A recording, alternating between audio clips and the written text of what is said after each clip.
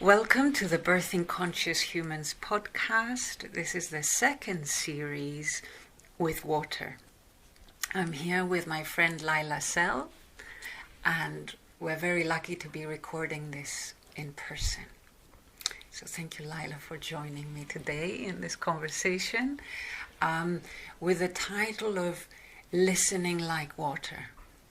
Yeah. Mm-hmm. And I know Laila from Ischia, from our work with Shantam.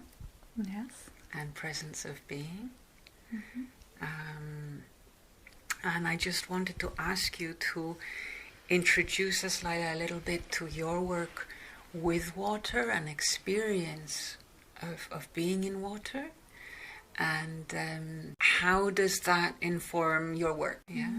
So thank you for having me here in this conversation. And so water, I guess water is always a place of well-being for me, a place of, as long as I can remember, water was a place of nurturing. And then I met Shantam and did the training in water dance first with her many years ago, and that really changed like a lot of things in my life. Like everything shifted from those first few moments. Even the first session I received through this was like a lot of shifting and changing. And it also shifted, like at that time I was already teaching yoga, but I think it also shifted the way I was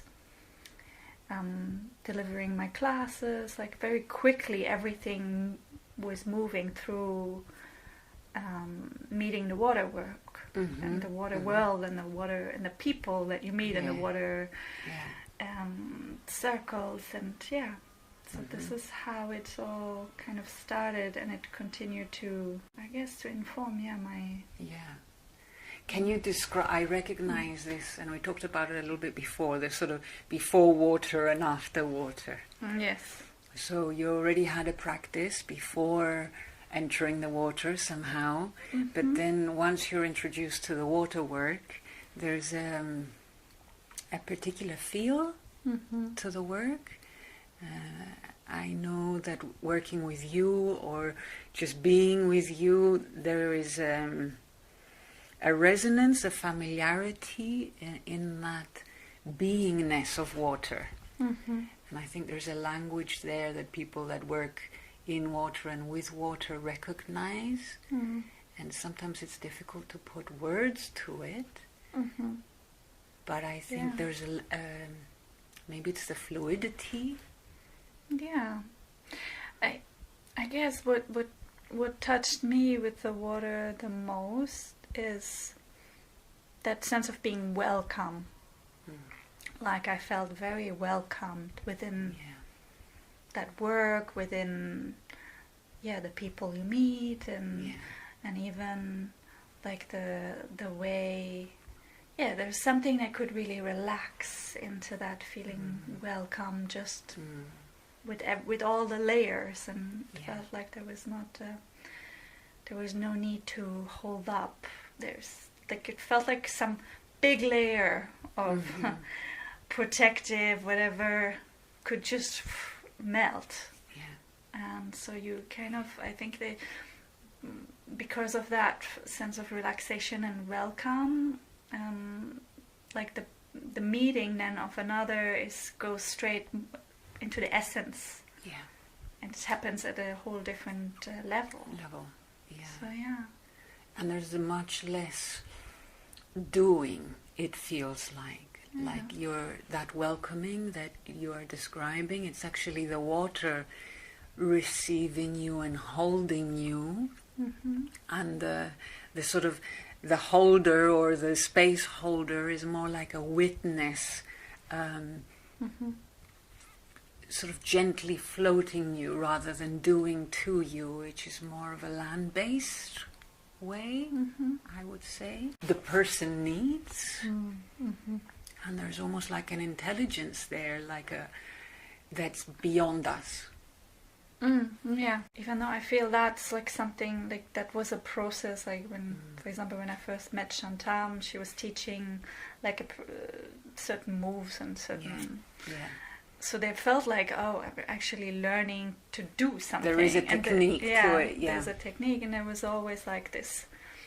And at the same time, as there was this technique, there was also that other part of, okay, how to hold the space for another, how to listen more deeply to the person, how to actually create a connection that facilitates a sense of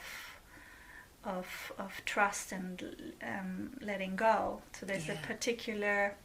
So there was these two emphases, and I remember that there was always like a little bit of a. Almost like a little bit of a conflict, like, okay, am I now focusing on doing this, or am I focusing on feeling this? Yeah. And then as I kind of followed Shantam in her teaching, and then after a while she was more and more developing her modality of really fluid presence, it went more and more towards really being with the feeling rather than letting go of the technique, because it felt like it was in the way. Yeah. That when you have this certain agenda of I'm gonna do this move with that person, it felt like you couldn't really then pay attention to what's actually happening, like where's the breath right now, or what am I feeling, sensing, hearing from happening in that moment from the person. So. Which I really think it touches upon this listening like water, when you really surrender to the moment and allowing what is to show up, then it's really trusting that the water in the body and the water around the body will show up what is ready to be seen, what is wanting to be heard, rather than what we think. And I feel that it's water's fluidity. For me, I call it aquatic intelligence. It's like the intelligence of water to show up through movement or through sensation, or communicates a sort of non-verbal information between the body that is being held and the receiver. And then knowing you a little bit, and the work that you also do on land, sort of touching into that way of deep listening and the way that the water communicates, that becomes a language in itself. Then you can sort of take that away and bring it to land somehow. I don't know if you found that then your land work was also touched by water and that deep listening. The one bit of it was to see, like when you talk about language, there is so, like when we listen to, what do we listen to? We listen to the words. Do we perceive the body language of somebody? And then there's the whole all energetic layer. So there's so many layers, and different people have different maps of like some people, like the different senses. So some are more listening to the words and will express themselves, and another person might speak through the wording of, or like with more visual, so that will be more with colors, or talking about clarity, or like even to understand like just how is like when you're connecting with somebody, on what level are they communicating? Because we always assume that we now we speak the same language, but actually, like for example, I might be, or I'm very sensitive to touch and to feeling my body in general. So that is the language that I have kind of acquired over the years. So that's a language, and that is how I perceive the world. But if I have a student maybe who doesn't have that language, like in a yoga setting, for example, how can I first speak to their language so they can have access to what information I want to bring. Yeah. So it was like a kind of a refining it's like a refining of the understanding that language is so multi-layered and there's so many maps. Yeah.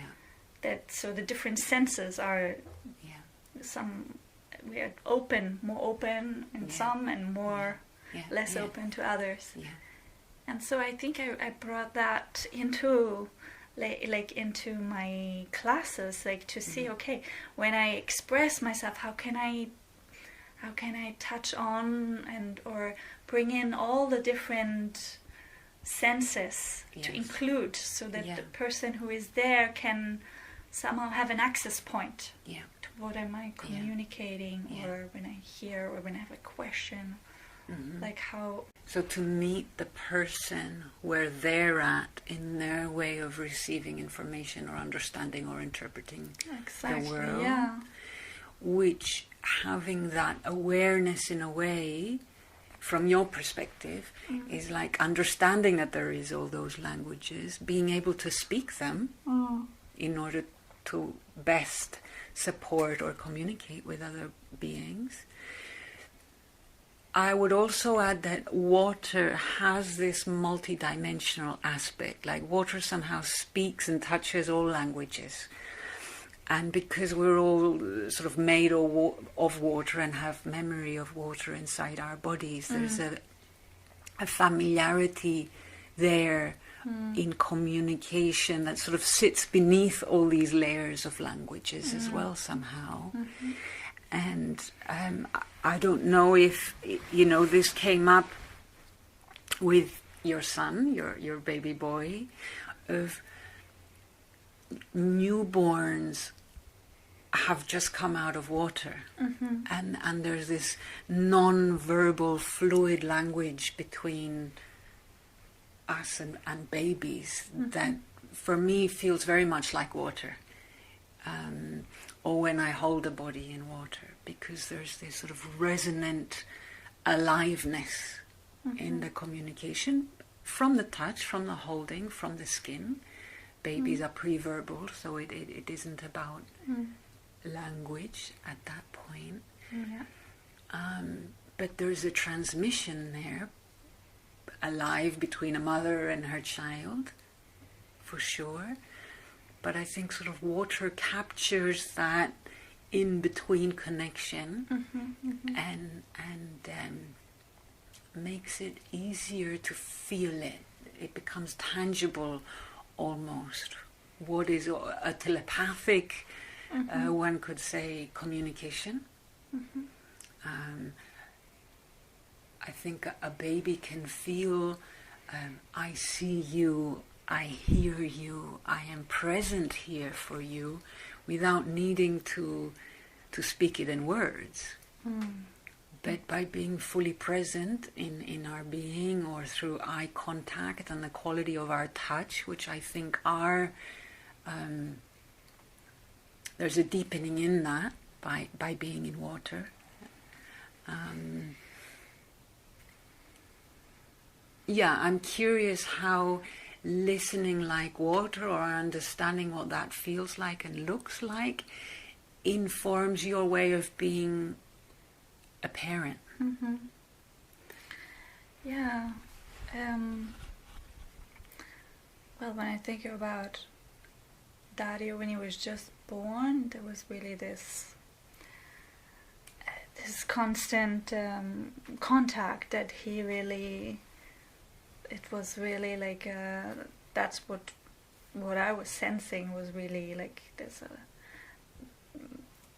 the baby is out, but there's still like this complete connection, and they kind of that need to that is kind of maintained, and so there's a lot of so much, there was so much carrying him, so much just keeping him really, really close. So there was that, and that felt like, it surprised me, like to what extent that is so strong, that need to stay in that really close bond.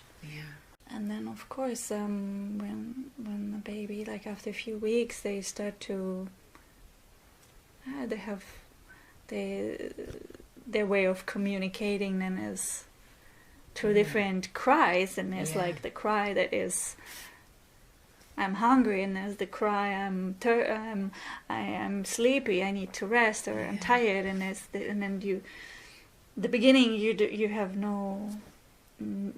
You don't know the difference because if you're not trained to understand like what, and so that's that slowly understanding. Okay, what is what does that sound mean, and what is it, to start to listen in to the sounds and the whole non-verbal, for sure. I mean, for me it was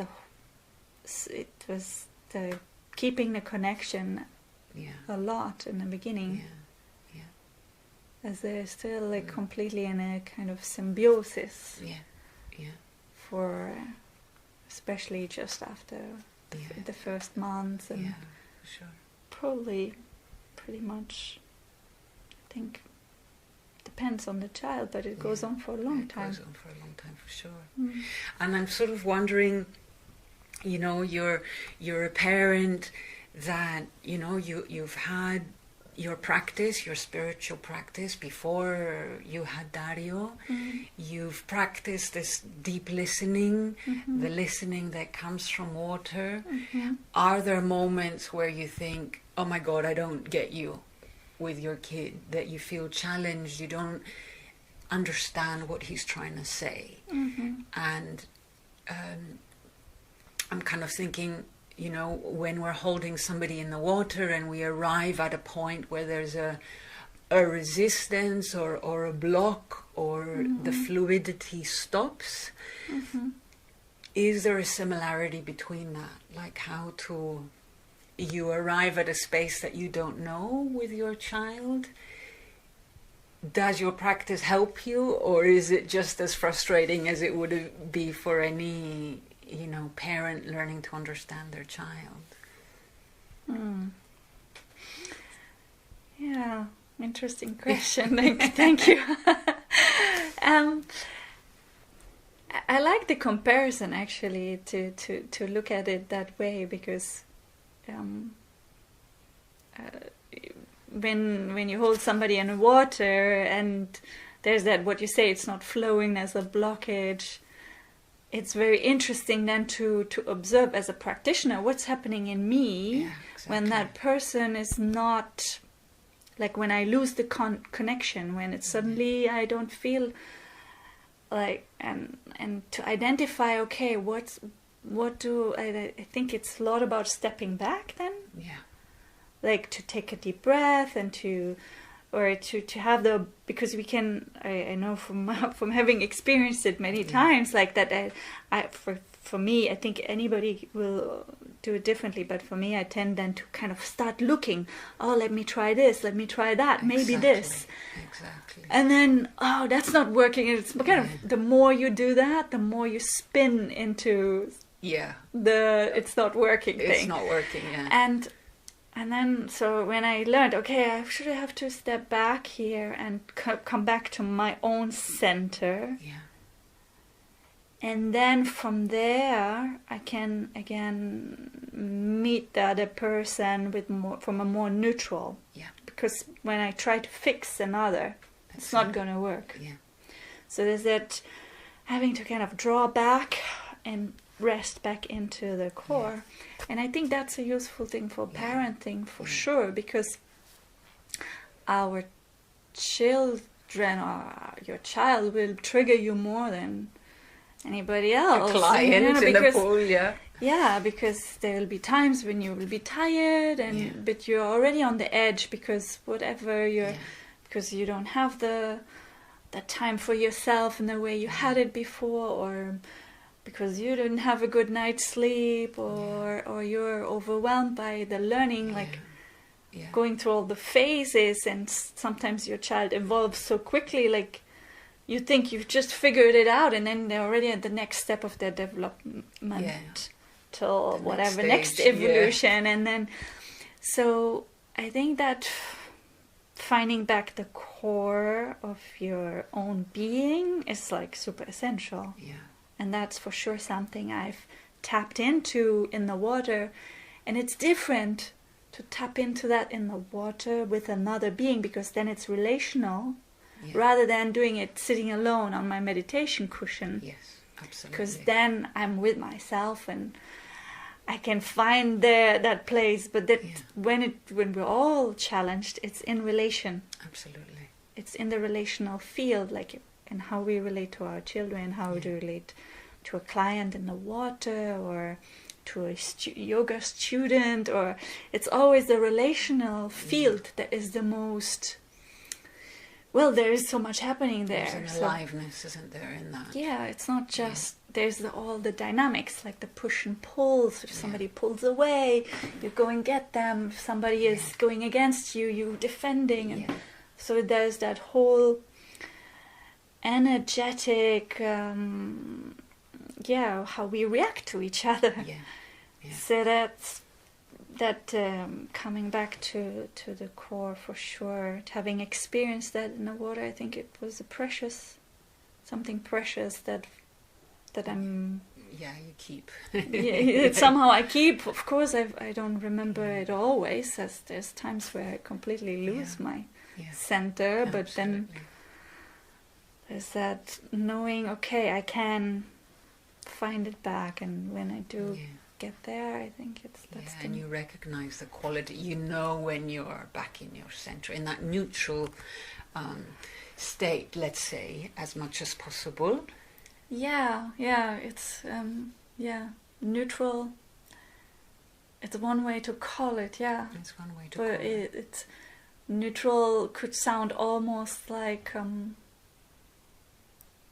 not caring or no color or something, but it's actually not that. It's more like it's more spacious. Yes, there's a lot more space in it, and I think or feel that while we're immersed in water, this relational exchange is all permeating. You know, the water is kind of seeped into your skin. You've been in the water for an hour and a half together. There is a soaking. It's very intimate. So there is a sort of a resonant exchange of this, an amoeba, you know, an expansion and a contraction, and you're sort of opening and closing together. And I think that's very primal and in all of us, and our cells do that, and our breath does that. And to sort of practice that in water and experience that, and even through that, be able to find your core in relation to another person's core. To sort of experience the individuality as well as the togetherness, and to be able to discern what is what and whose is who, and see through any possible projections, agendas, wantings, traumas that we might have in common with another person, let's say. It's how can I, again, create a distance, a breathing distance, not a distance in a negative connotation of not wanting to engage, but a sort of a space, and allowing for what wants to show up and what wants to be supported, without trying to fix it based on what I know, based on my understanding of the experience. And I think when a child, for example, shows up their learning or their need, how can I hold space for my child's unfolding without projecting onto them my experience of a similar event, let's say. I think that's how this kind of practice could inform, let's say, conscious parenting. And conscious in meaning I am wanting to be present and show up in the moment for my child. What is the moment showing me? Or how can I best show up for my child?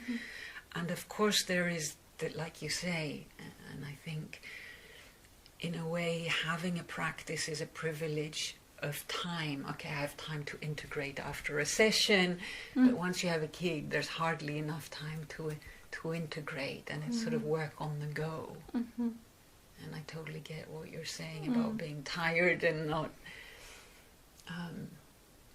being able to be fully present all the time.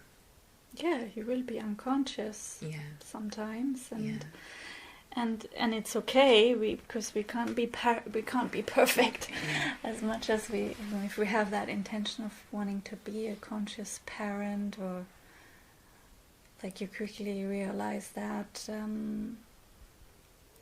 that's a learning curve. Parenting is a learning curve. You learn together with your child to be a parent. You're not like suddenly you are a parent, but it really takes time to grow into parenthood, and there's so many mistakes you will make, and there will be so many times you'll be unconscious, totally unconscious, and it's in the seeing, oh, here I'm really unconscious. I really just reacted, or I really just and to kind of hold that with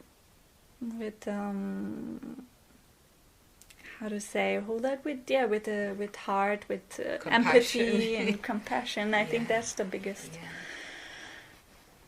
the most helpful, and it's not easy. It's not easy, I'm sure. It's not easy, but and in a way it is, again, going back to the water, it is a way water listens. Water doesn't have an agenda. It's sort of, bring anything to the water and it's accepting. Exactly. Okay, this is what it is. Let's witness it and allow it to express itself. And once it's sort of seen, even if it's anger or hatred or, the most intense emotion, is allowed to show up in the water somehow. Like water doesn't have an agenda or an ego or a need. There's an allowing in water for anything to show up. And I think, babies and children will test us. We'll do everything to see if, is this behavior allowed? Is this okay? Is this allowed? Can I try this? And the more sort of a child is allowed to express him or herself, or what is the fullness of who I am? How far can I expand before I need to be contained to fit in somehow? Yeah. It's a natural unfolding. What children do all the time, for example, when they sit on their chair when they start eating, and they throw something on the floor, and then you go and pick it up, and then they throw it again, and that's language. That's like saying, oh, I'm doing something and you're going to respond to it. And for me, that's not testing if it's okay to, it's just like, it's a form of relating. It's a form of starting to be engaged with another. And it's the kind of thing that can drive parents crazy, right? Like, why are you stupid? Why do you keep throwing this thing on the floor? What's this? No, we don't throw this on the floor. It's not done. But actually, if you can see, like, children, like, oh wow, there's this amazement, like they throw the spoon on the floor over and over again, and it's like, wow, it's on the floor, and then you're gonna react to it, and you're gonna do something. You're gonna pick it back up, and it's that's the allowing, not rather than coming in with our agenda, like, oh, this is how you behave on the table. You eat like this and this. But actually seeing, like, there is that's not where the child is. The child is in that discovery of something magical, that he can do something and you will respond. And there's a joy in that. And there is a joy in that. And again, it comes in the allowing. So child needs to repeat something over and over again to sort of go through the sequencing of 1, 2, 3 equals 4, let's say. And it's almost the more we allow him or her the space to do that, the quicker somehow the penny's going to drop. Exactly. Whereas if we sort of interrupt it or try to guide it, then we're taking child where we think they should go. Yeah. And there's also a restraint in who they are, rather than allowing them to learn in their way. And there's a fluidity in that process of unfolding. And I think, the pattern of waves, a wave will go up and it will come down again. And I think once that is in your system as a way of listening to a pattern unfold, a pattern is fluid. It's not like, and it might go up and it might go down and it can spiral, but it's only interrupted by our intervention somehow. Yeah. Or breaking the pattern. Yeah. And there's something else that I notice, if I may say so, in Dario, and I have the pleasure of spending time with him. And that deep listening that you have as a woman, as a person, from being in water, or I recognize it from listening like water. Even if there are moments where you might think, oh my God, I'm so stressed, or I don't feel like water at all, your resonance, your body, your energy has a memory of that. It knows that, and in a way it is your bottom line.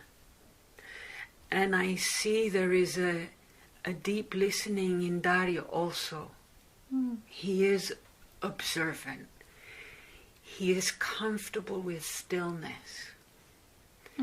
And in those moments I can see how much more he's taking in.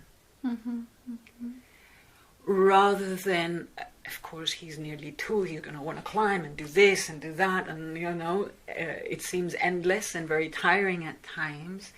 But I see that he's able to fall back into neutral somehow. And that is a skill that not all children have. Because I feel that for many people, stillness is still scary.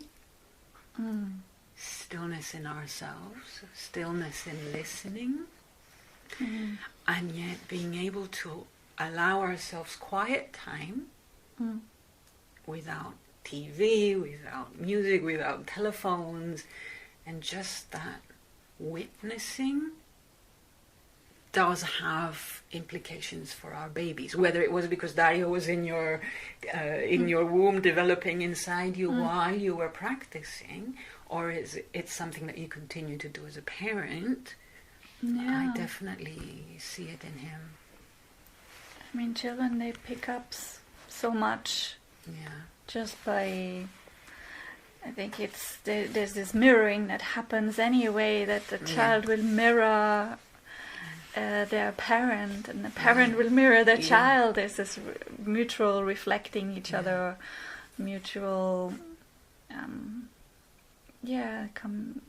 coming into sync with each other. I think it's a very natural thing, and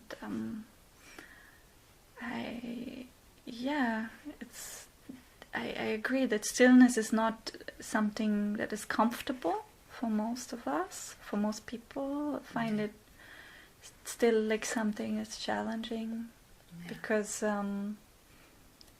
it's just so not part of our culture to be even slowing down. Like stillness is like like a mastery of some sort.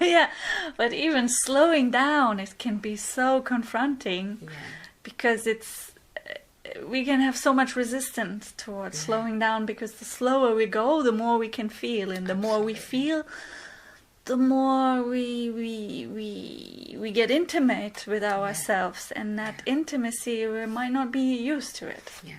We're not used to being intimate with ourselves, not so used to being intimate with another on that level of beingness. Absolutely.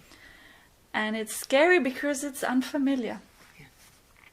And for sure, for Dario, if you see that in him, that's nice. I'm happy. Yeah, absolutely. You also have like a distance. You look at it also from another perspective, like for sure. how I can maybe. That's because I don't compare. I can't have the comparison like, oh, my child's like, because I'm just like so. And you're engaged with him, 24/7. Yeah. So it's difficult to sort of take a step back and see. And when something is also so much part of you, it's difficult to distinguish. Mm-hmm.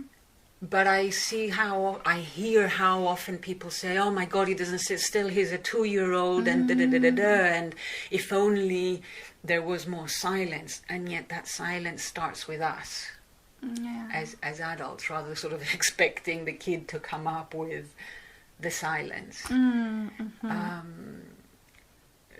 I think the more comfortable we are, or even take 2-3 minutes in a day to find that still water inside, and to sort of know that that's a baseline that we come back to.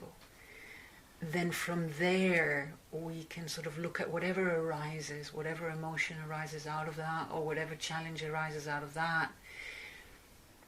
There's a sort of healthier way, almost, to a skill to engage with life and what waves life might bring at us somehow. Yeah. Nice, Laila. Before closing, I see how this wave-like motion, first of all, I see Dario doing it. I see the way he moves on land. He has this wave thing happening, which is amazing. But I've received some of your somatic work, and I wonder how much of your yoga practice is informed by this fluidity as well. And maybe, where can people access your work online to kind of see how that fluidity informs your land work, and how people can maybe join a class or a one-to-one session? I don't know if you want to talk about that just a bit. Yeah. I like the fluidity, for me, it comes from, so we talked about that central core, being in touch with your center, and then the more movement can arise from that place of center, like for me the center is like our midline, our spine, so the more we can, the more the spine is free, the more the movement can start from there.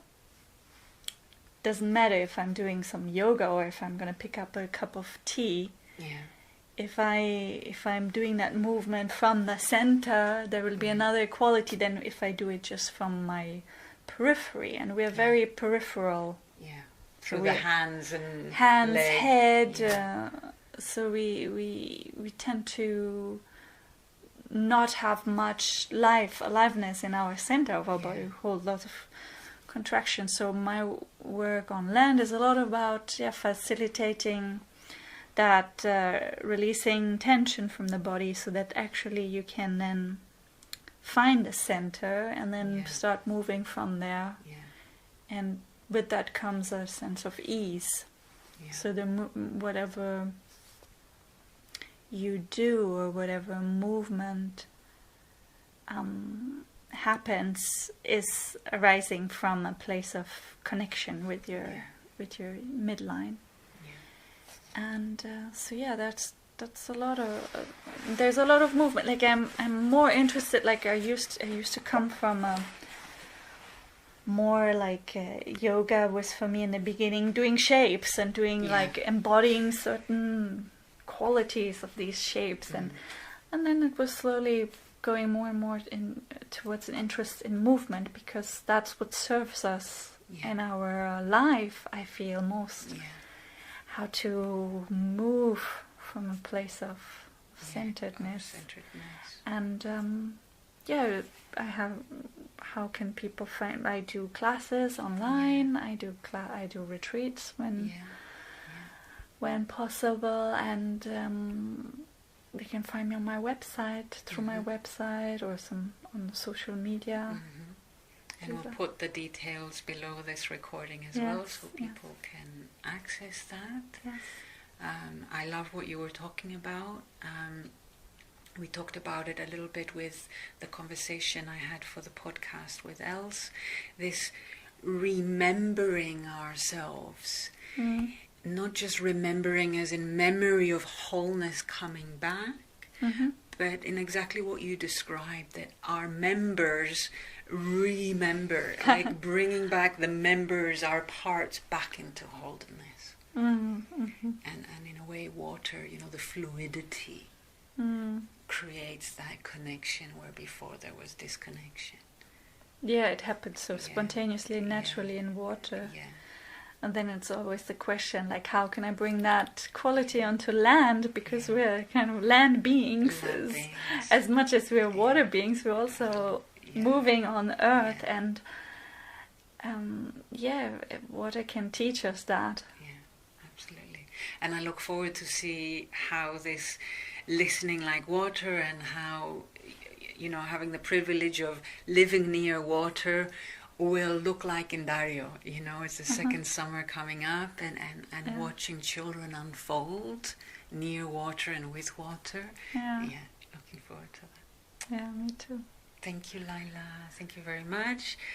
Thank you. Thank you for listening in.